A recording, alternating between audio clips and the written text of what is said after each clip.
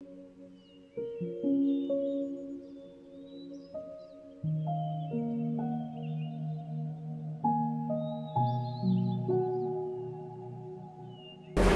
Fraterian, Bapak Ibu Guru, pegawai, para alumni Frateran, para orang tua wali murid semuanya. Salam sehat selalu. Carpe diem.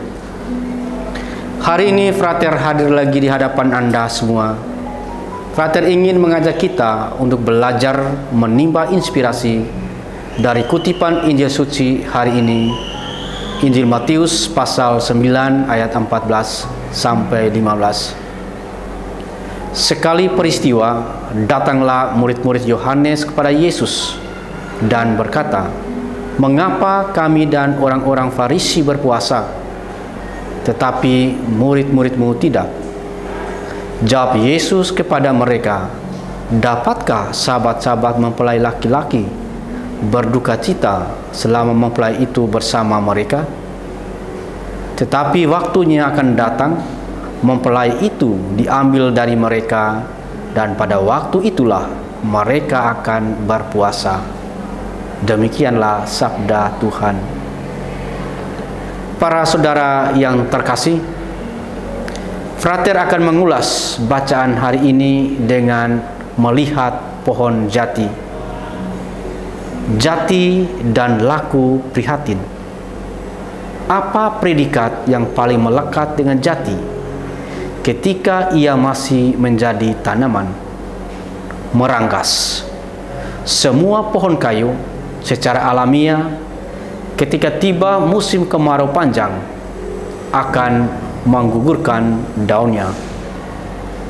Tetapi kenapa hanya jati yang disebut meranggas?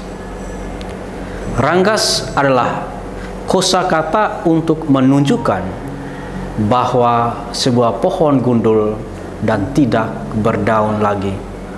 Beda dengan kawasan subtropis, di mana nyaris semua pohon berkayu maupun tidak menggugurkan daunnya. Saya tidak tahu apakah itu secara anatomis mau menggugurkan daunnya, atau justru karena mulai menghilangnya sinar matahari yang diiringi dengan makin kencangnya angin pada musim itu. Sesuatu yang berbeda sekali dengan tanaman jati. Jati memiliki rasa dan karsa secara genetik dan spesifik untuk menyambut atau menandai datangnya musim kemarau. Jati memiliki karakter ajaib, secara sengaja meranggaskan daunnya. Di sini jelas maknanya. Ia merontokkan daunnya untuk apa? Secara situasional, tentu saja tujuannya untuk menghemat air, karena daun membutuhkan serapan air yang cukup. Dengan merontokkan daunnya, berarti ia menghemat air. Namun di sisi lain, ia sedang menguatkan batang tubuhnya. Ini menjelaskan kenapa kayu jati memiliki kualitas kayu yang sangat baik. Semakin tandus tanah tempat ia hidup, semakin bagus kualitas kayu yang dihasilkannya. Realitasnya adalah daun jati yang gugur itu juga memberikan banyak manfaat bagi masyarakat di sekitarnya. Di antaranya makanan ternak dan alat pembungkus. Juga bagi tanah itu sendiri, ia akan menjadi humus yang baik saat musim hujan tiba.